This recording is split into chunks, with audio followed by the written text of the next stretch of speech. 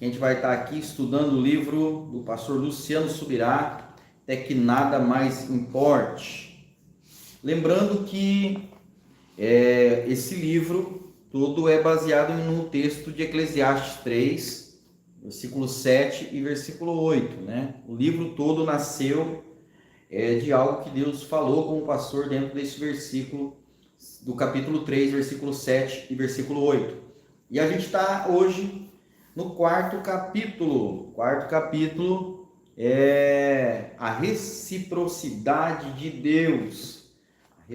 A reciprocidade de Deus é quase que uma continuidade do capítulo anterior, né? Quase. Na verdade, o livro todo ele acaba sendo uma continuidade, seus 12 capítulos. E hoje é o quarto dia que a gente está aqui para falar, quarto capítulo. E eu acredito que vai ser algo assim muito, muito, mas muito poderoso mesmo. Essa semana, enquanto vendo e um pouco refletindo sobre esse tema, sobre tudo que está falando aqui, a gente acaba sendo também muito ensinado, muito ministrado. É uma bênção, algo assim muito bom, muito poderoso mesmo para a gente. E a reciprocidade de Deus, a primeira colocação aqui, a primeira frase aqui de A.W. Tozer, aliás, começa com essa frase e no final também vai terminar praticamente com essa frase aqui também, né? E a colocação é algo bem complexo. Fala assim, ó: se você possui alguma coisa que Deus não pode ter, você nunca terá um avivamento. É impressionante quando a gente vê ou se depara com uma colocação assim, né? Se você possui algo que Deus não pode ter, né? Um Deus que pode tudo, como que pode não ter alguma coisa? A verdade é que algumas coisas, mesmo Deus podendo ter, ele deu a nós uma questão do livre-arbítrio, que acaba com que algo ele entrega na nossa mão e ele não quer usar de autoridade para pegar de volta ou puxar para ele, mas ele quer que seja entregue voluntariamente. Então a gente precisa entender esse princípio. Não é que Deus não pode alguma coisa, ele pode todas as coisas, né? Todas. A Bíblia chega ao ponto de dizer que nós, né, eu posso todas as coisas naquele que me fortalece. Mas o Deus, ele é o todo-poderoso, pode todas as coisas. Mas se você tiver alguma coisa que Deus não pode ter, você nunca terá um avivamento. Essa frase é bem complexa, mas para um bom entendedor ela é muito simples de ser compreendida.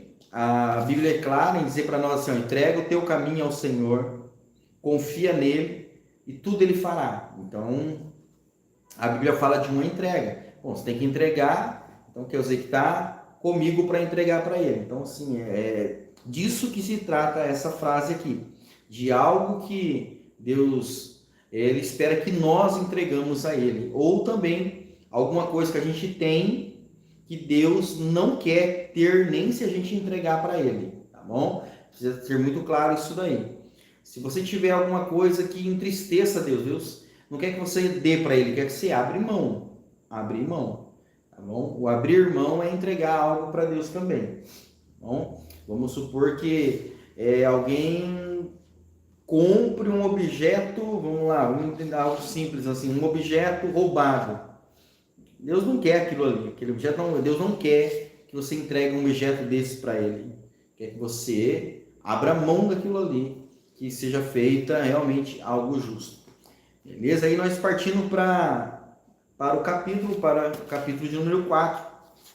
Já logo na página seguinte, eu destaquei 2 pontos aqui que eu acho interessante a gente abordar um pouquinho antes da definição aí, o que é a lei da reciprocidade, tá?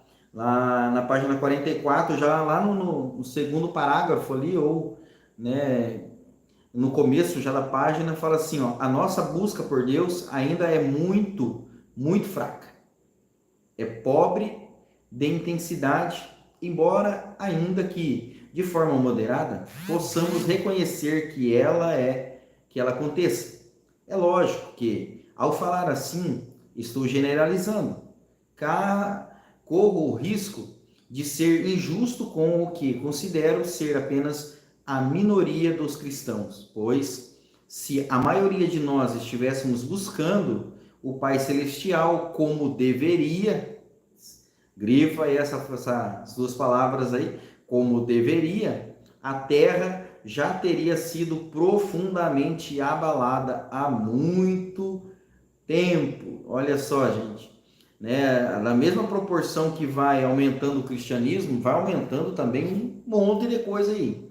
Então é disso que está sendo enfatizado aqui nesse parágrafo, nessa colocação. O cristianismo hoje é a maior religião do mundo, o cristianismo.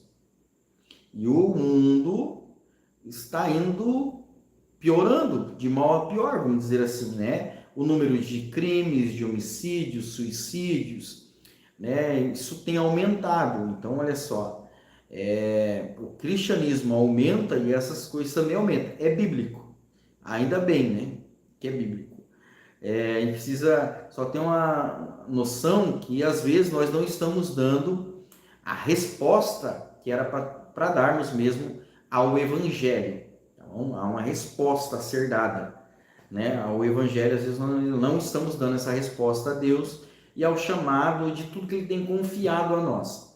Então, olha só, talvez nós não estamos buscando como deveria. Então, que a gente possa ter esse entendimento e sermos pessoas melhores para que a nossa volta ao mundo seja melhor. A nossa volta, pelo menos. Possamos discernir isso. Aí, mais abaixo ali, pulando um parágrafo, fiz questão de marcar mais uma parte que eu achei muito importante, porque é uma verdade muito clara. Ali quando fala assim, ó, os verdadeiros benefícios em cumprir o padrão divino da busca somos nós mesmos, nós que somos os beneficiados em buscar ao Senhor.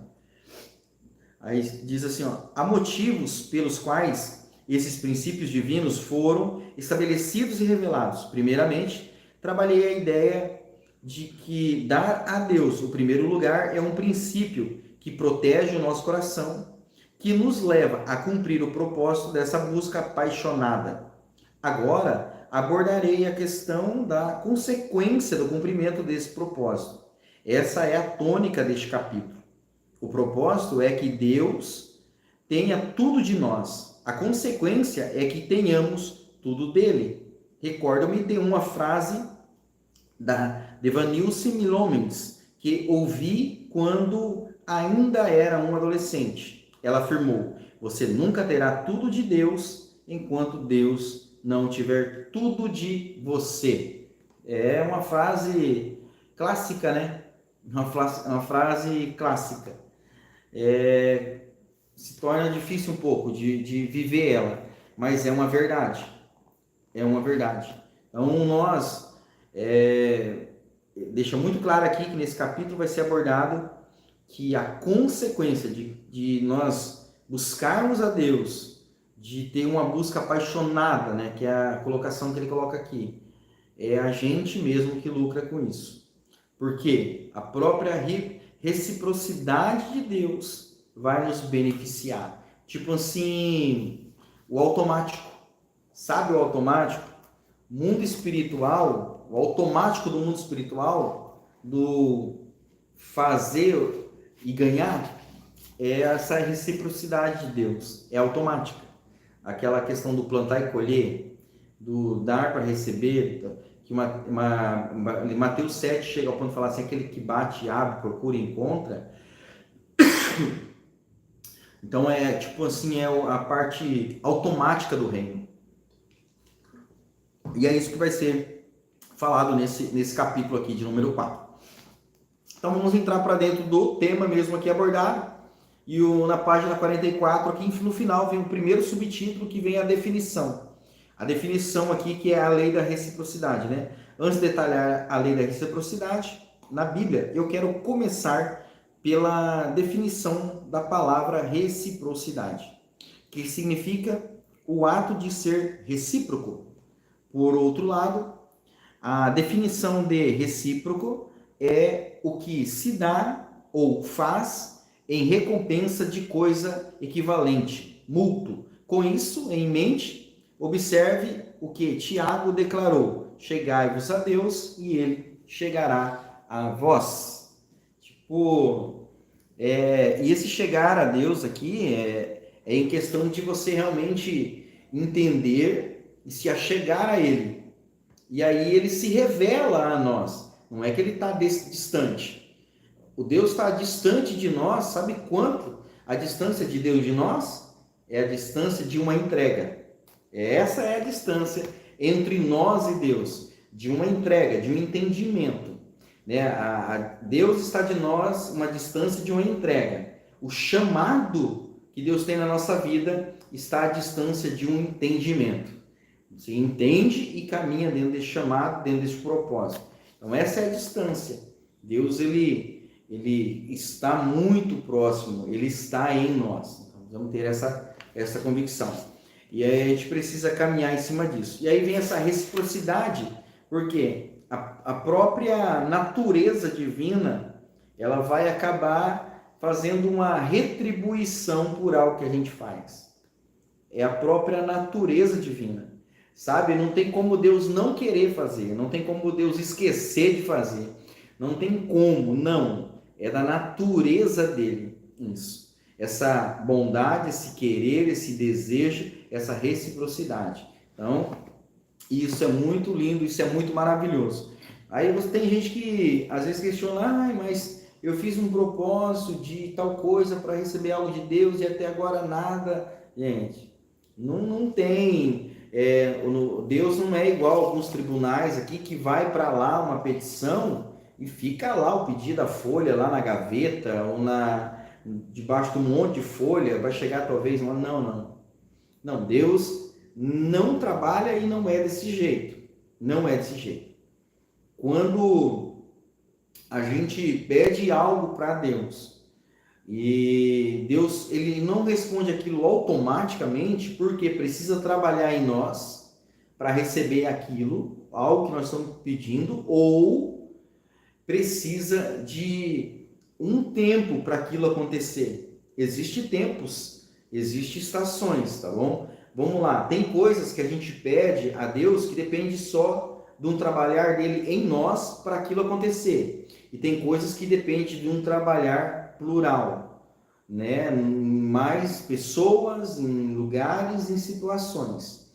Tanto que até nós mesmos em orações, a gente faz orações futuristas, né? Nós fazemos. O que é uma oração futurista? Vou fazer um teste no Detran semana que vem. Aí eu começo já a orar hoje por algo da semana que vem. Então assim, eu estou orando por algo que não é que para Deus fazer hoje, não, para Deus fazer na semana que vem. Amanhã estou orando por algo para Deus fazer na semana que vem. Então assim, eu estudei para aquilo acontecer, estou buscando para aquilo acontecer, a reciprocidade de Deus vai fazer com que aquilo aconteça. Dentro da vontade dele. Se não for a vontade dele, ele vai trabalhar em nós. Para nós a gente precisa entender por que aquilo não aconteceu. Olha só, o texto de João 14 fala assim, ó, tudo que a gente pedir ao Pai, ele vai fazer. Só que a Bíblia fala assim, se vocês estiveres em mim, ou estiverdes em mim, e as minhas palavras estiverem em vós, tudo quanto pedir ao Pai, em meu nome, ele vos concederá. Então, olha a explicação do texto. Se vocês estiverem em mim, e as minhas palavras estiverem em vós. Aí tudo que pedir, será concedido. Então, não é só eu pedir, não. Se eu estiver nele, a palavra dele estiver em mim. Porque daí já não é nem a minha vontade, é a vontade dele. Né? O profeta Jeremias, ele fala da questão de buscar o Senhor de todo o coração. Ele fala, buscar-me-eis e me achareis, quando me buscar de todo o vosso coração. Então, assim, a reciprocidade de Deus, ela é automática dentro do propósito, não dentro da petição. Não dentro da petição. Eu vou pedir, pronto, aconteceu. Não, dentro da vontade divina. Por isso que a gente precisa pedir sempre a Deus sabedoria para orar. A Bíblia fala assim: pedi, não recebeis, porque pedi mal. Então a gente precisa ter essa sabedoria em questão de oração da vontade de Deus. Aí, na página 47, lá no último parágrafo, eu grifei uma frase que está dizendo assim, ó: certa ocasião, ouvi alguém dizer que o Senhor não faz acepção de pessoas, mas faz acepção de atitudes. Veja só, você é uma pessoa que já entregou a vida para Jesus. Você é uma pessoa que ama a Deus. Você é uma pessoa que é amada por Senhor, aceita por Ele, tem um chamado e um propósito. Então Ele não vai fazer uma acepção entre você e outra pessoa. Mas agora, Deus fazer uma acepção entre uma atitude sua, isso é válido. Isso é válido, até porque nós somos pecadores. É que acabamos, às vezes, cometendo algumas falhas. Então, assim, a gente precisa ter esse entendimento, essa maturidade de saber que mesmo nós sendo filhos de Deus, queridos por Ele, santificados por Ele, salvos por Ele, aceitos por Ele, transformados por Ele, vai ter atitudes nossas que não vai ser aceito por Ele. Inclusive em oração. Tá? Então precisa ter essa questão para ficar mais fácil. Eu digo assim que quando a gente entende, tudo fica mais fácil, né? Fica mais fácil. Na página de número 49, o terceiro parágrafo, primeiro, segundo, terceiro, quarto parágrafo, quarto parágrafo diz assim, ó: é imperativo entender que nosso comportamento afeta o nosso relacionamento com Deus. Entenda que não estou dizendo que Deus seja volúvel e mude de acordo com nossas atitudes.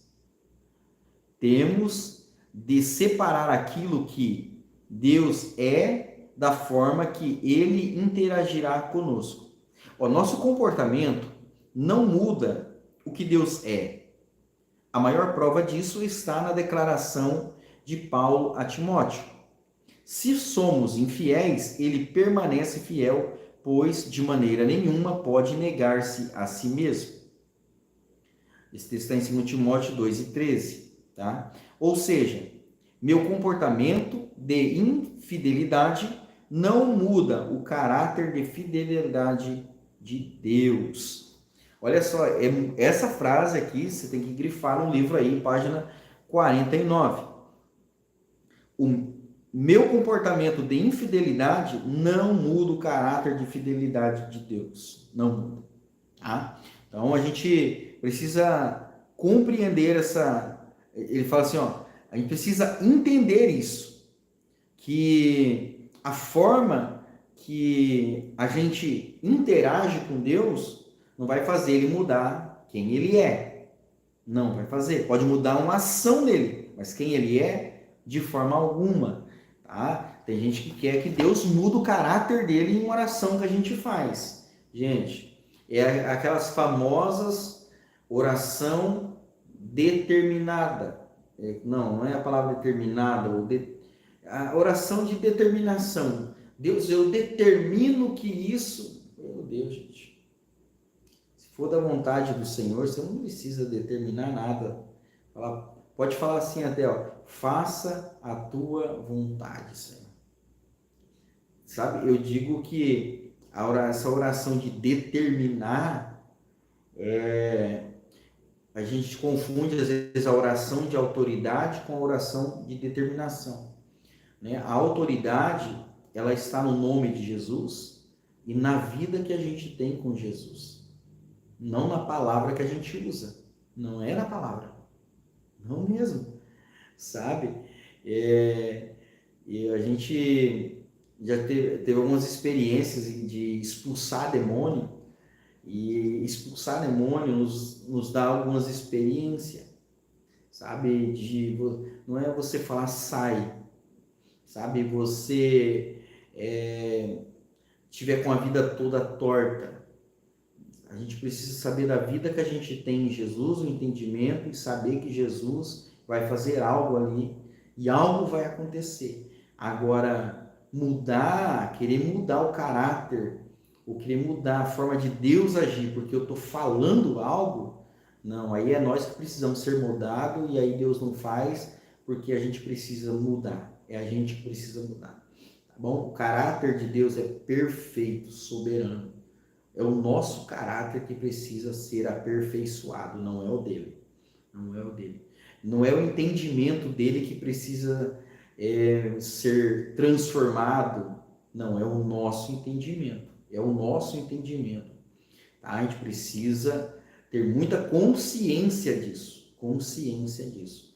Então, o texto de Timóteo, ainda que somos infiéis, ele permanece, porque a nossa infidelidade não faz Deus ser infiel, porque tem gente que tem uma vida daí de infidelidade, e aí tudo que Deus prometeu acaba não cumprindo, mas não é que não cumpriu porque Deus é infiel, não, é porque a gente não se manteve num propósito, de promessa de Deus, tem gente que vai para o cemitério, morre, teve promessa que não se cumpriu, e não é porque Deus foi infiel, não, é porque a pessoa não se manteve fiel, não se manteve no caminho, tá bom? Muito claro isso aqui. A gente pode partir aqui para a última página desse capítulo, página de número 50.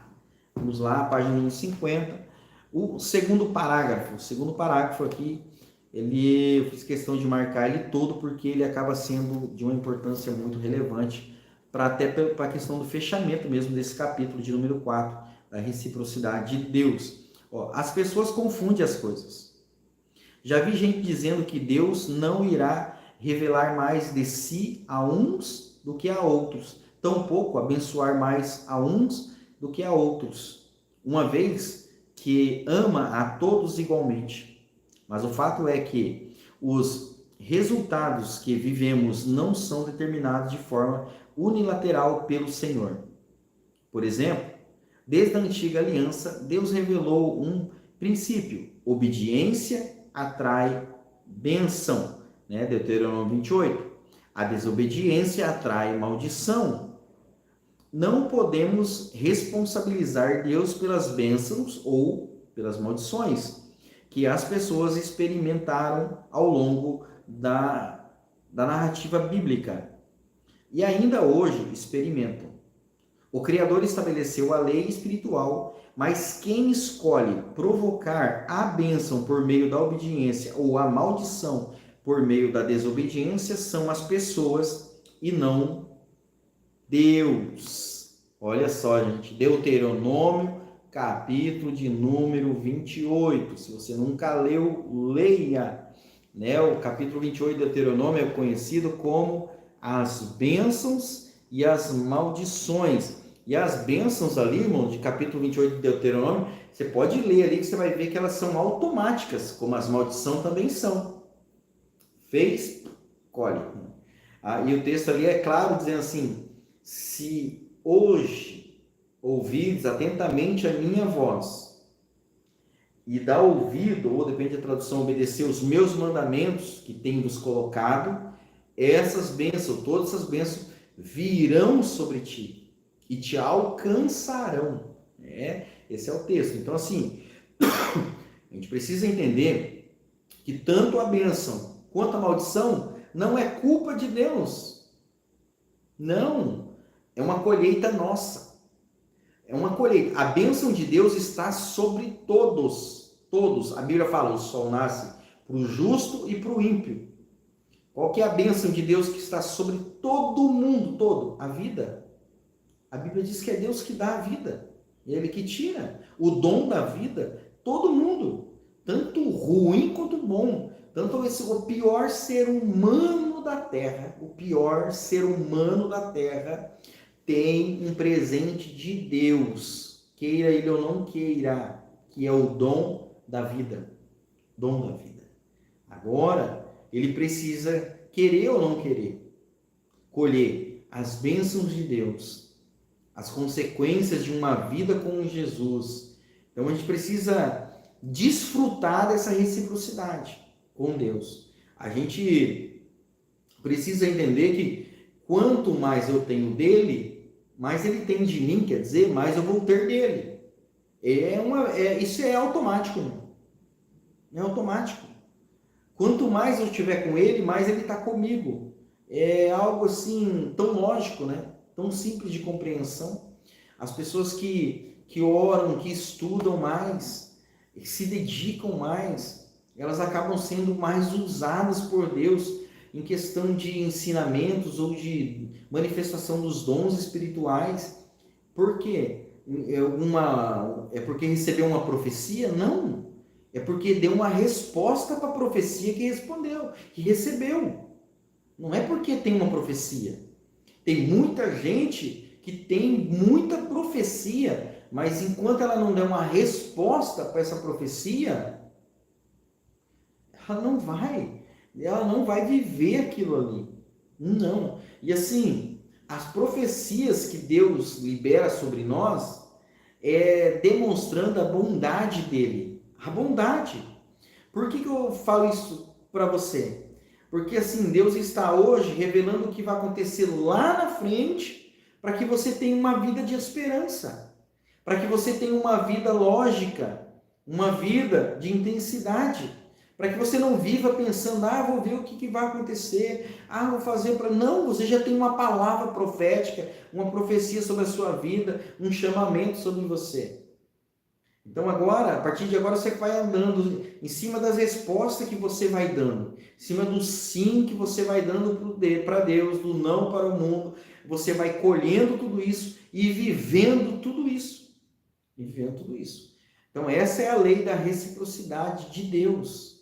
Essa é a lei da reciprocidade de Deus. Olha só, a Bíblia fala lá no Antigo Testamento, Deus fala algo com Josué, e a Bíblia fala assim: santificai-vos hoje, porque amanhã farei maravilhas no meio de vós. E fez. E se eles não santificam, não tem maravilha. Não tem. A muralha de Jericó, tão famosa história, ela caiu. Mas olha o que Deus falou: olha, vocês vão fazer assim, todo dia vocês vão dar uma volta em torno da muralha. No 7º dia, vocês vão dar 7 voltas. E na 7ª volta, vocês vão tocar a trombeta. E a muralha veio ao chão. Teve uma obediência e teve uma vitória. A promessa que Deus falou 7 dias antes aconteceu porque teve uma obediência. Se não tivesse a obediência, não tinha promessa, o acontecimento dela. O acontecimento, a promessa já tinha. A promessa já tinha. Olha quando Jonas prega para Nínive. Jonas prega dizendo que Deus vai destruir aquele lugar. O povo se arrepende. A destruição não aconteceu. Não aconteceu. Peraí, Deus voltou atrás? A Bíblia vai trazer para nós o entendimento do amor de Deus derramado naquele lugar, onde o arrependimento que aquele povo teve fez com que a destruição não acontecesse. Não acontecesse. Ela chegou a acontecer há 150 anos depois. 150 anos depois, quando já não era mais agora Jonas, que era o profeta, agora já era Naum, que era o profeta, ela chegou a acontecer. Por quê? Porque daquela geração saiu dos caminhos do Senhor. Aí a destruição aconteceu. Mas, enquanto eles estavam em uma vida de obediência, ela não aconteceu.